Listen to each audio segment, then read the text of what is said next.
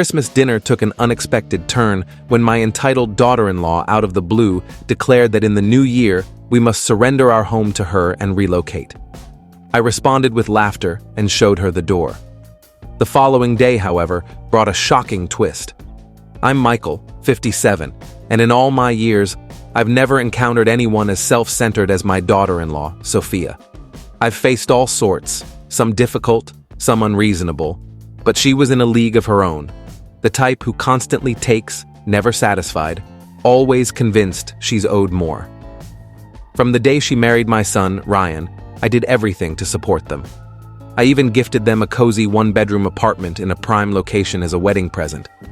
It wasn't extravagant, but it was a solid start, far better than what most young couples begin with. Back then, I believed it would give them stability, a foundation for their future. Little did I know that in Sophia's eyes, it was merely a stepping stone to something grander, or something she felt entitled to. The complaints started subtly, slipped into conversations like casual remarks. The apartment was too cramped. The kitchen layout wasn't ideal. They needed more storage. At first, I brushed it off, assuming it was just newlywed adjustments. But soon, the remarks grew bolder. Sophia began openly stating that the space wasn't sufficient. She argued that they deserved better, that Ryan worked hard and should have a home that reflected his efforts. The worst part? Ryan echoed her sentiments. Over time, he started voicing the same grievances, how the apartment felt too small, how it wasn't suitable for long-term living, and how their pets, not children, mind you, but pets, needed more room to roam.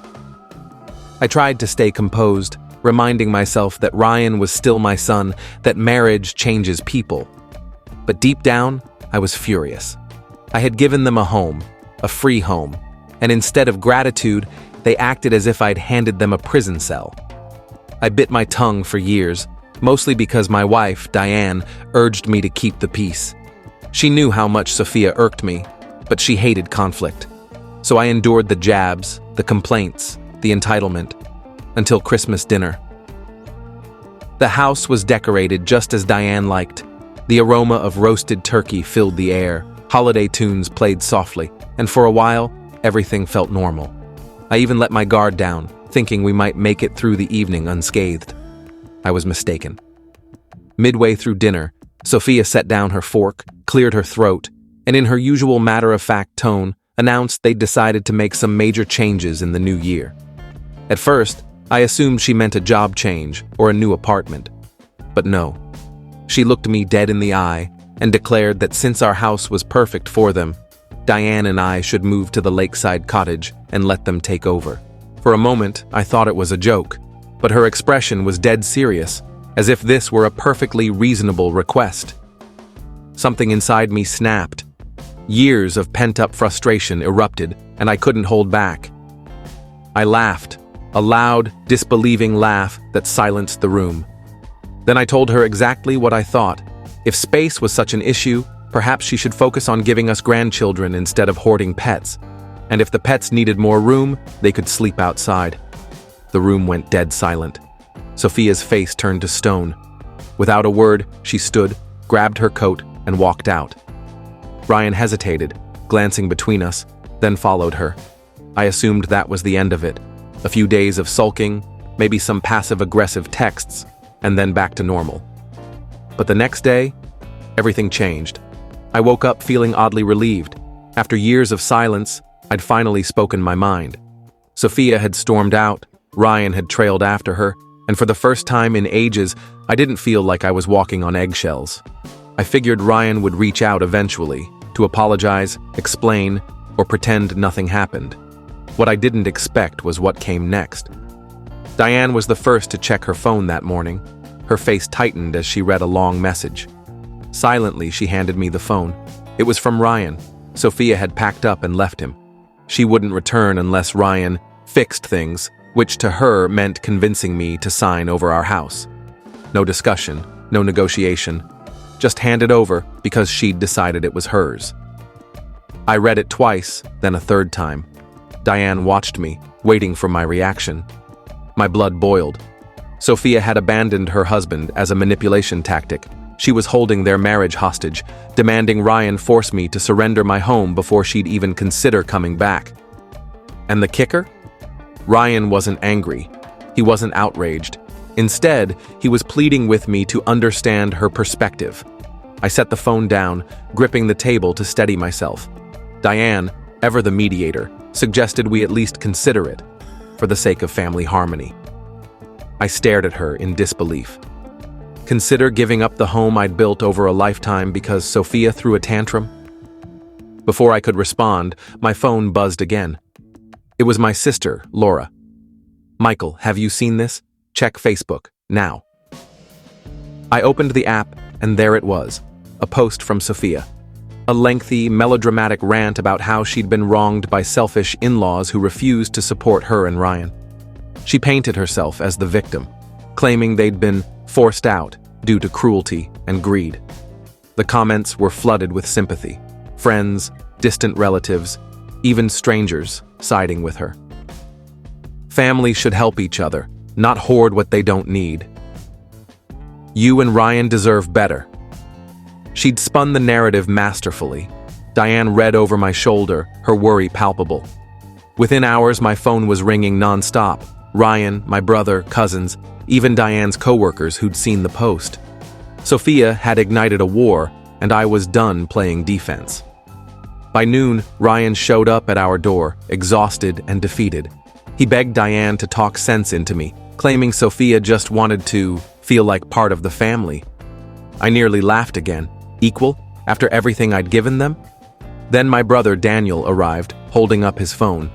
Our mother had seen the post and was hysterical, convinced I'd thrown Ryan and Sophia out on the street.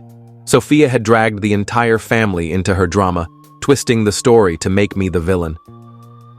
The house fell silent after Daniel left. Diane sat across from me, her voice gentle but firm.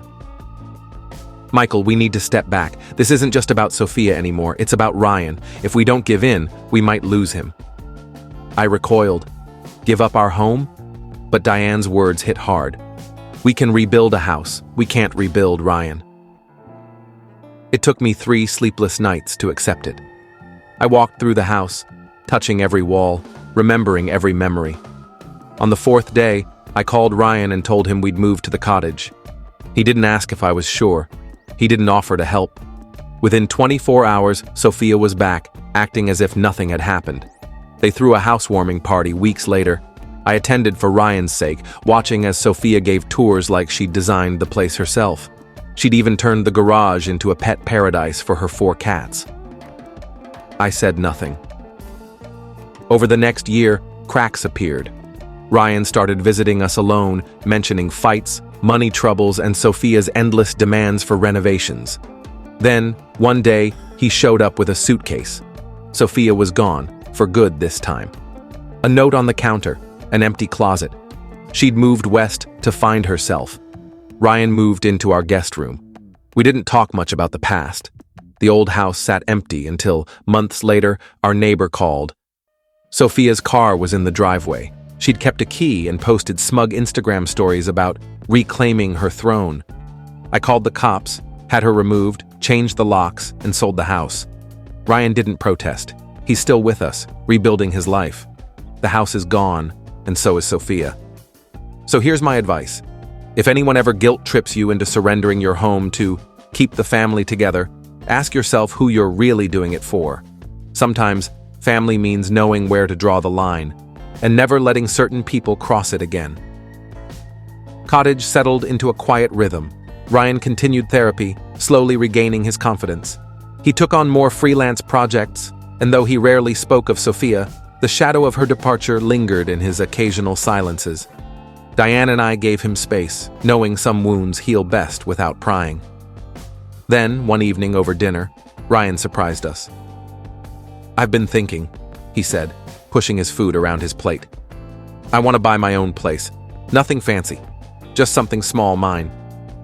Diane's eyes welled up, but she nodded. I clapped him on the shoulder. "That's a good plan, son." The next weekend, we helped him tour a modest 2-bedroom house on the outskirts of town. It needed work, but Ryan's eyes lit up as he pointed out where he'd put a bookshelf or how he could fix the creaky porch steps. For the first time in years, he looked like himself.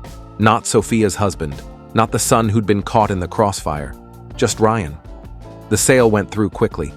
As we helped him move in, Diane whispered to me, "He's going to be okay." Meanwhile, the old house, now under new ownership, became a distant memory. The young family who bought it painted the walls cheerful colors and turned Sophia's pet paradise back into a garage. Life moved on. Then, out of the blue, Sophia resurfaced. It started with a friend request on social media. Ryan ignored it.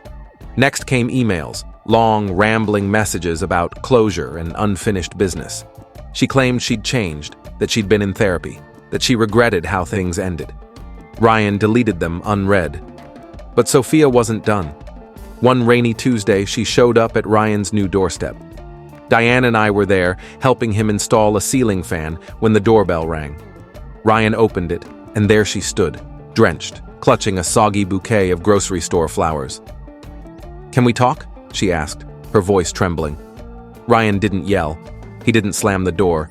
He just said, very calmly, "No." Then he closed it, locked it, and walked back to us like nothing had happened. Sophia pounded on the door for a full minute before giving up. Through the window, I watched her throw the flowers into a puddle and storm off. She never contacted him again. That winter, Ryan started dating someone new, a librarian named Claire who laughed at his terrible jokes and didn't care about square footage. The first time she came to the cottage for dinner, she brought Diane a homemade pie and asked me about the fishing photos on the wall. No demands, no drama, just pie. After dessert, Ryan pulled me aside. "Dad, I should have stood up to Sophia sooner. I'm sorry." I shook my head. "You learned. That's what matters." Now, when people ask me how things turned out, I tell them this. The house is just a house. Family is what you protect. Some people will always see kindness as weakness. Don't let them mistake the two. And if someone ever tells you their cats need more room than your lifetime of memories, change the locks before they ask. Last month, Claire and Ryan got engaged. They're renting a place near the library, and yes, they adopted a cat. Just one. It sleeps on the couch. If you enjoyed this story and felt the emotions behind it, don't forget to give it a like, share it with others, and subscribe to the channel for more real-life experiences and heartfelt stories. Your support means the world, and it helps us bring more content like this to you. Thank you for watching, and I'll see you in the next video.